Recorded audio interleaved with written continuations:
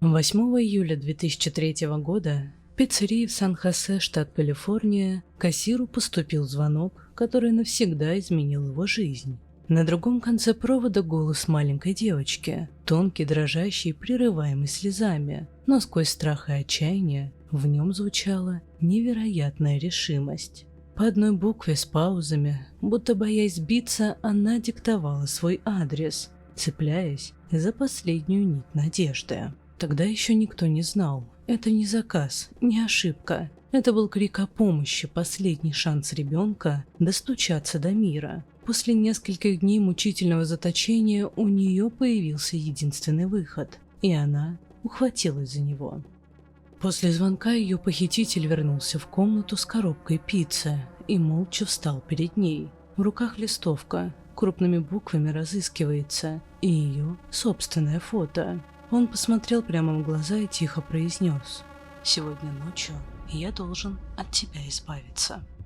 Похищенная, избитая, запертая, 9-летняя Жанет Тамая исчезла за несколько дней до этого, прямо после школы. Когда полиция наконец прибыла по указанному адресу, ее уже увезли из дома в состоянии шока. Позже следователи нашли запись с камеры наблюдения неподалеку, но изображение оказалось настолько размытым, что кадры признали бесполезными. У следствия не было ни единой зацепки. Исчезновение Жанет погружалось во мрак день за днем, без намека на разгадку. Прошли сутки, потом еще одни дела застопорилось. Государственное оповещение Amber Alert так и не объявили. И тогда девочка поняла, если помощь не придет, придется бороться самой. Страх перерос в стальную решимость. Она прошептала себе: «Я боец, я выживу».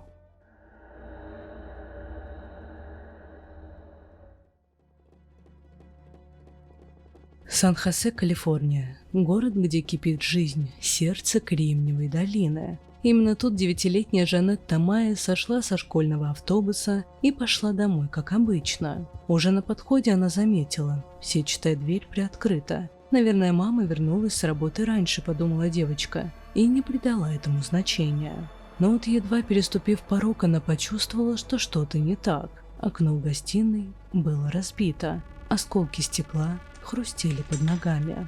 Инстинктивно Жанет отступила назад и потянулась к телефону, чтобы позвонить маме.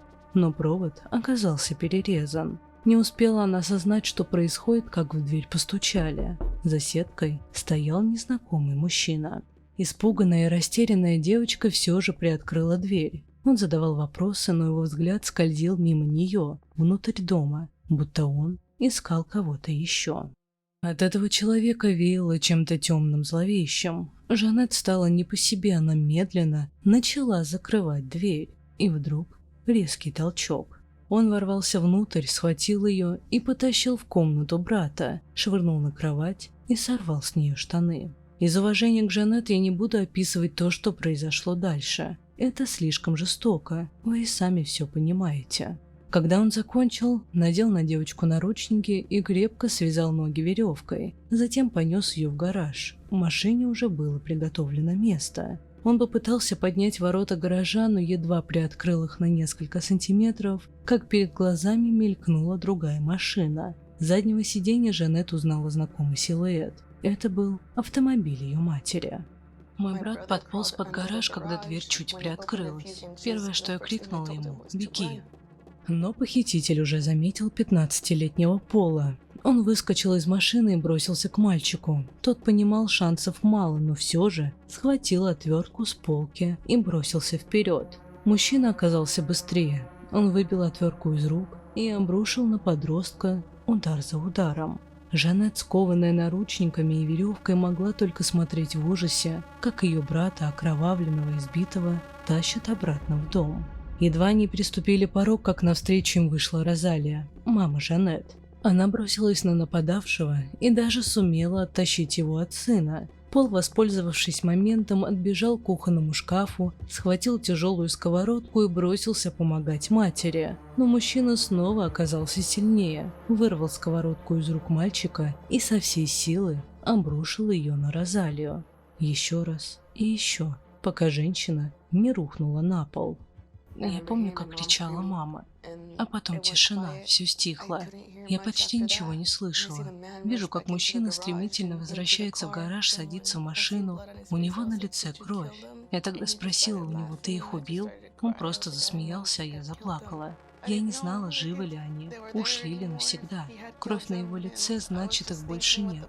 Моя семья исчезла. Он вырулил со двора как безумный, проламывая колесами кусты соседей. Жанет, извиваясь в путах, сумела повернуться и бросить последний взгляд на дом, прежде чем машина скрылась за поворотом. И вдруг облегчение, огромное, почти физическое. Она увидела Розалию. Мать в крови и с ранами на лице, спотыкаясь, бежала за машиной и кричала. Она была жива. А за ней, хромая, едва передвигая ноги, шел Пол. Он махал руками прохожим, кричал изо всех сил: «Вызовите полицию!». Как только машина свернула, Жанет начала кричать. Стучала плечом по стеклу, надеялась, что кто-нибудь заметит, остановится, поможет. Но похититель не дал ей ни секунды. Схватил ту самую отвертку и, ослепленный яростью, набросился на девочку. Она успела отползти после 2 ударов, а дальше была только боль. Я помню, как сползла на пол машины, смотрела в потолок и думала: «Все, я не выживу, я умру здесь». Тем временем дома, когда приехала полиция, Розалия отказывалась садиться в карету скорой помощи. Она пыталась рассказать детективам каждую деталь, каждую секунду того ужаса, но паника душила голос, слова путались, дыхание сбивалось. С каждой минутой ей становилось только хуже.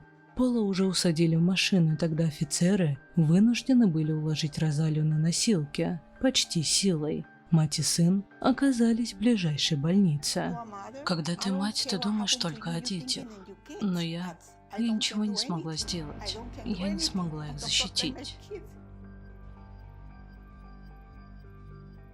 У следствия почти не оставалось зацепок. С самого начала было ясно: Жанет похитили. Кто-то ворвался в дом, перерезал телефонные провода, напал на семью и увез девочку. Но кроме места преступления, дома, пропитанного страхом и кровью, у полиции не было ничего. Первое, что я заметила в гараже, это кровь. Очень много крови. Я сразу поняла, это было жестокое насильственное преступление. И в голове кружился один вопрос: сможем ли мы вернуть ее домой живой? Хизер Рэндалл, детектив, ведущая дело, сначала предположила, что кровь в кухне и гараже принадлежит Жанет. Пока криминалисты собирали образцы и фотографировали каждый угол, она вызвала кинологов с собаками. Поиски нужно было начинать немедленно. Но все оказалось тщетным. Ни Жанет, ни ее похититель не получили ран во время нападения. У собак просто не было следа, за которым можно было зацепиться. Пока шли поиски, Рэндалл заметила камеру наблюдения на подъездной дорожке одного из соседей. Посмотрев запись за последний час, полиция смогла восстановить хронологию событий. За полчаса до возвращения Жанет похититель разбил окно ее спальни и проник в дом. Затем вернулся к машине и стал ждать. Когда девочка вошла, он постучался в дверь, а потом почти полчаса насиловал ее в спальне. Лишь после этого потащил в гараж. В этот момент к дому подоспели Пол и Розалия. В самом конце записи слышно, как они кричат. Но больше всего Рэндалл интересовал другой фрагмент. Тот самый кадр, где машина похитителя попадает прямо в объектив камеры. В Калифорнии, чтобы объявить государственный розыск Amber Alert, нужны хотя бы минимальные данные: имя преступника, номер автомобиля или его телефон. Но у следствия не было ничего. Улики прямо перед тобой так близко, и все же недосягаемо. Всего лишь чуть более четкое видео, и все могло бы измениться.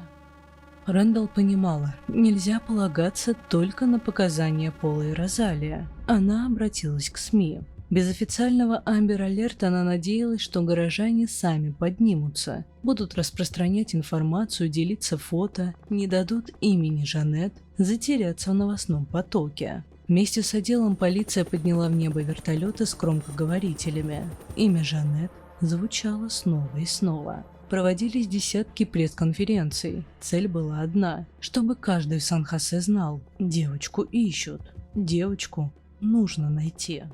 Это значит, на улицах теперь тысячи глаз. Мы понимали, крайне важно донести информацию до людей, показать им лицо Жанет, завалить город листовками везде, где только можно.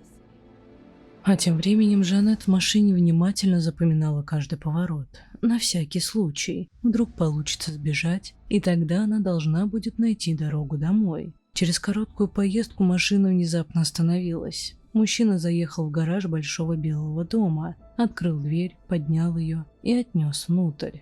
Поднялся по лестнице на второй этаж, открыл запертую дверь. За ней крошечная комната, телевизор, маленькое окно, кровать, ванная. Он бросил ее на пол и подошел с таким взглядом, что по коже пробежал холод. После каждого изнасилования он приковывал ее наручниками к душевой лейке, включал воду и оставлял одну надолго. Я начала ломаться, плакала. Единственное мое убежище – это душ, потому что когда он оставлял меня там, он меня не трогал, не бил, не насиловал. На следующее утро последствия похищения дали о себе знать. Пока семья Тамаи собиралась у постели Розалии в больнице, полиция попросила нескольких родственников выйти в эфир, обратиться прямо к Жанет. Утром он снова смотрел новости. Моя кузина говорила со мной через экран. Она сказала: «Жанет, если ты нас слышишь, будь сильной, девочка, мы тебя ищем». Она повторяла: «Только не сдавайся». Это дало мне надежду. Это придало мне сил. Либо я выберусь отсюда, либо умру, пытаясь. На второй день плена Жанет начала продумывать план. Она обдумывала, как выиграть время, как завоевать доверие похитителя и как дождаться момента для побега. Моя жизнь висела на волоске. Я решила, нужно разговаривать с ним, заставить его доверять мне. И она сделала то, что показалось ей самым безопасным. Задала простой, почти детский вопрос. Я помню, как спросила: «Ты откуда?» Похититель ответил не сразу.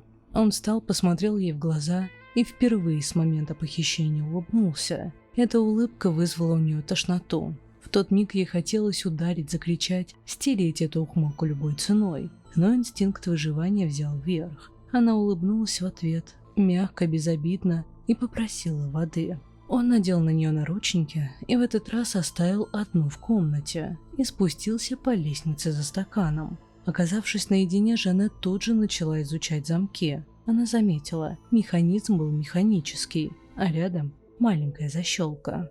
Я помню, как пальцами нащупала маленькую кнопку, что-то вроде задвижки, и вдруг поняла, если сдвинуть задвижку в одну сторону и нажать кнопку, наручники откроются.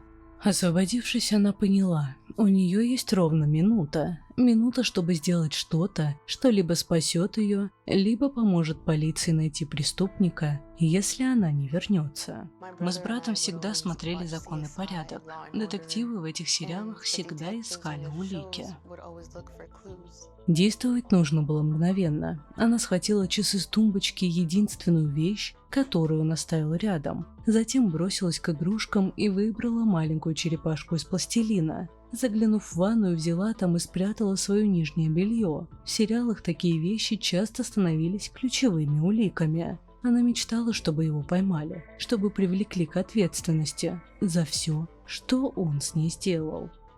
Ее расследование длилось недолго. Внизу послышались тяжелые шаги.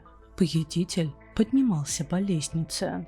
Жанет прыгнула обратно на кровать и сделала вид, будто ничего не произошло. Наручники она надела так, словно они были частью какой-то игры. Когда она открыла дверь и застыл на пороге, она, едва дыша, молилась про себя: «Пожалуйста, не трогай меня». В карманах у нее уже лежали улики, и мысль о том, что он может их обнаружить, заставляла сердце замирать.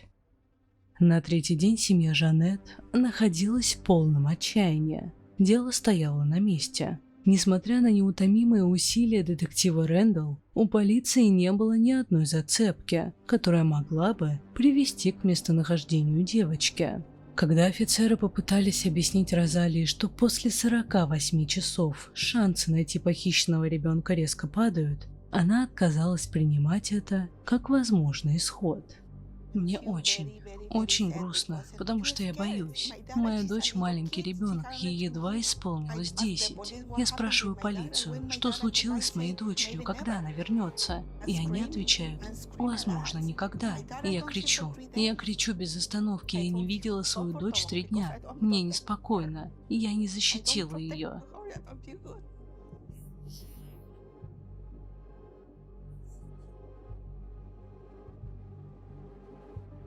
А вот Джанет в то время словно немела изнутри, от боли, бессилия всего, что с ней произошло. Ее единственным импульсом стало держаться. Она решила следовать выверенной стратегии, манипулировать похитителем, завоевать его доверие и ждать момента для побега. Это был ее единственный шанс выжить.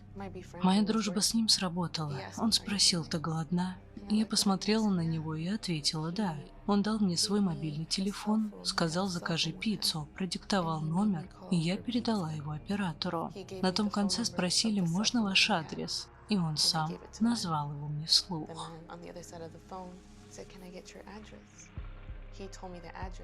Как и 2 дня назад, когда она запоминала повороты, Жанет запомнила все. Если удастся сбежать, она приведет полицию к нему. Обязательно.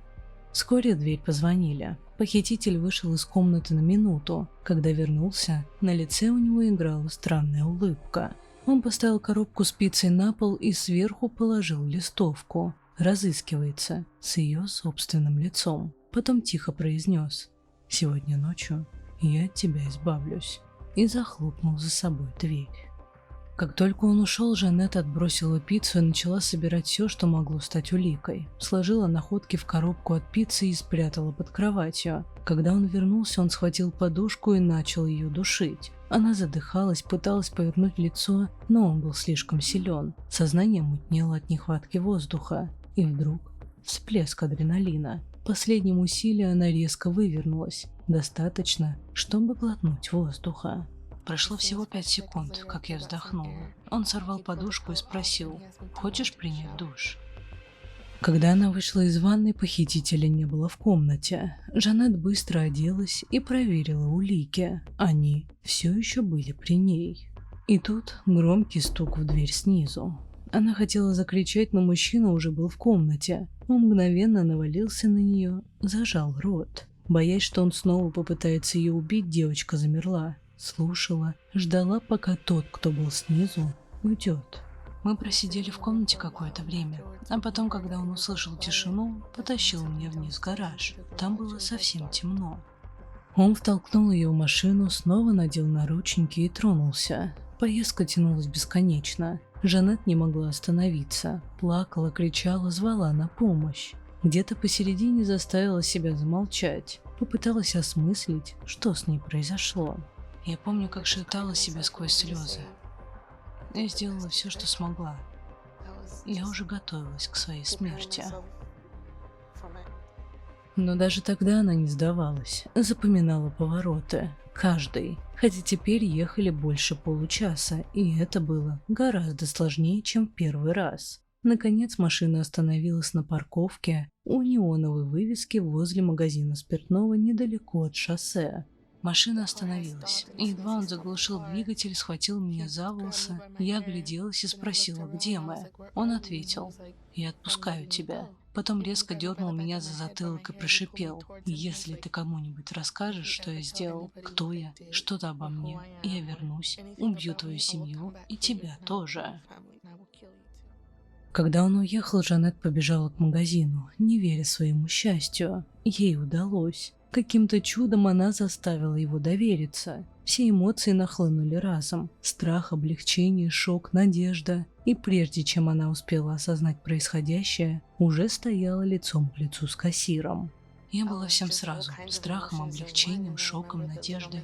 Помню, мужчина за стойкой взглянул на меня и спросил, «Ты в порядке?» А потом добавил, «Ты же та самая девочка с телевизора». Он не стал медлить, протянул ей телефон, но увидев, как она дрожит и путает цифры, взял трубку и сам набрал 911. Она сказала, «Дайте мне телефон», я ответил, «Держи». Но когда она стала набирать, запаниковала, испугалась, не знала, как звонить.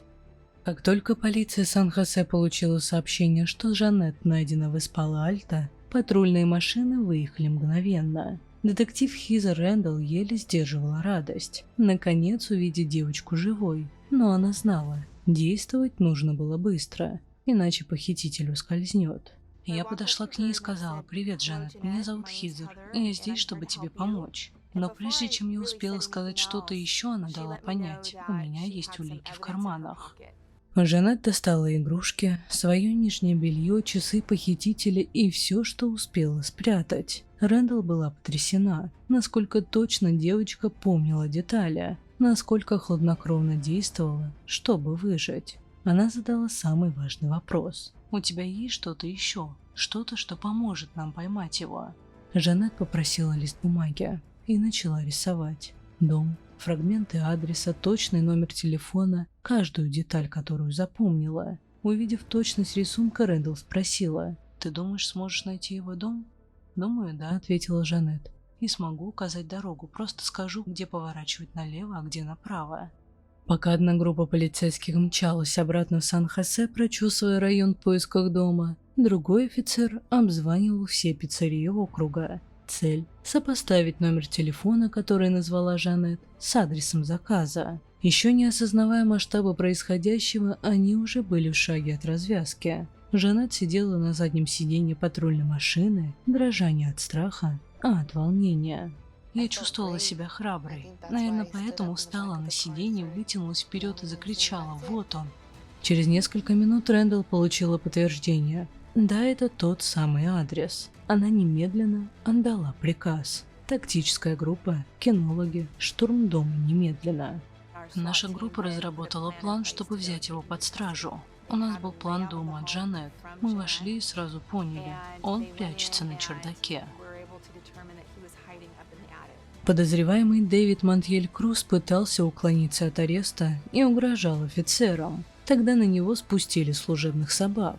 Он получил множественные раны от укусов и был выведен на улицу под стражу. Внутри под кроватью Хизер Рэндалл нашла ту самую коробку от пиццы, набитую уликами. Полиция признала, о прошлом подозреваемого почти ничего не было известно. Его арестовали ранним утром. Прокуратура предъявила 9 уголовных обвинений, включая взлом, похищение, сексуальное насилие, нанесение побоев и отягчающие обстоятельства. После ареста Круза вызвали Розалию, но скорая не могла ждать, Жанет нужно было срочно везти в реанимацию. Раны еще не были обработаны.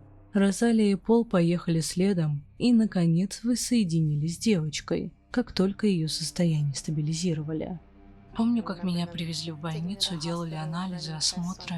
Потом я открыла дверь и увидела маму. Ее лицо было так изуродовано, что она даже не походила на себя.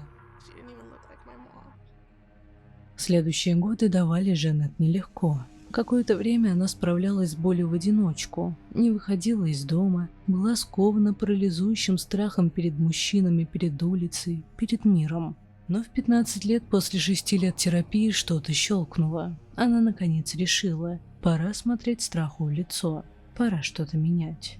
12 лет спустя телевизионные продюсеры воссоединили ее с Хизер Рэндалл, детективом, которая с большой помощью одной невероятно умной 9-летней девочки положила конец зверствам Дэвида Монтьеля Круза и отправила его за решетку пожизненно.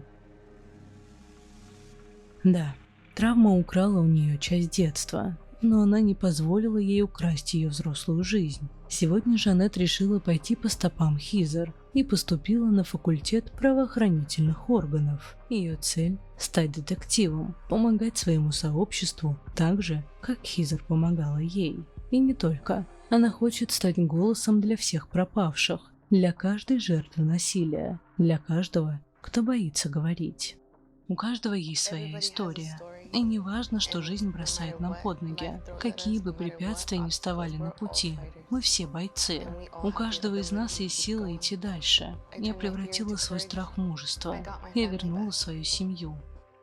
После того, как дом был взят штурмом, а Дэвид Монтьель Круз был арестован, следствие установило, он не был знаком с семьей Тамая. Это был не мстительный акт и не ограбление. Он выбрал дом случайно, просто искал ребенка, которого можно похитить. Его мотив – сексуальное насилие. Он спланировал нападение, разбил окно, перерезал телефонный провод, дождался, пока Жанет вернется из школы. И все это ради одного ужасного преступления.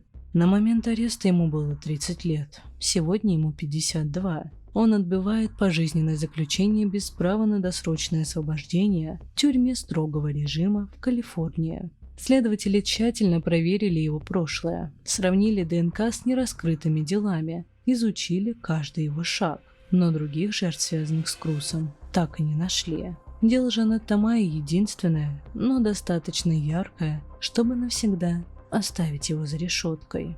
Он никогда не просил прощения, не подавал апелляций и, к счастью, никогда больше не выйдет на свободу. Эта история напоминания, что мир вокруг наших детей не всегда безопасен. Иногда достаточно одного мгновения, и жизнь меняется навсегда. Поэтому очень важно говорить с детьми, не пугать, а учить о том, как распознать опасность, как доверять своей интуиции и, главное, что просить о помощи – это не слабость, а сила. Жанет выжила не только потому, что была храброй, она выжила потому, что знала, за ней стоит мир, который ее ищет. Давайте сделаем так, чтобы каждый ребенок чувствовал это всегда. А теперь пара вопросов к вам. Как вы думаете, что помогло Жанет сохранить ясность ума в таком аду? И что бы вы сделали на месте кассира пиццерии? Просто приняли бы заказ или услышали крик о помощи? Напишите в комментариях. Мне очень интересно ваше мнение. Если вам важно, чтобы такие истории не забывались, подписывайтесь на канал и ставьте колокольчик, чтобы не пропустить новые выпуски. А еще у меня есть Рутуб-канал, где все видео выходят на пару дней раньше и без каких-либо ограничений. Ссылка в закрепленном комментарии. Спасибо, что были со мной до конца. Берегите себя и своих близких.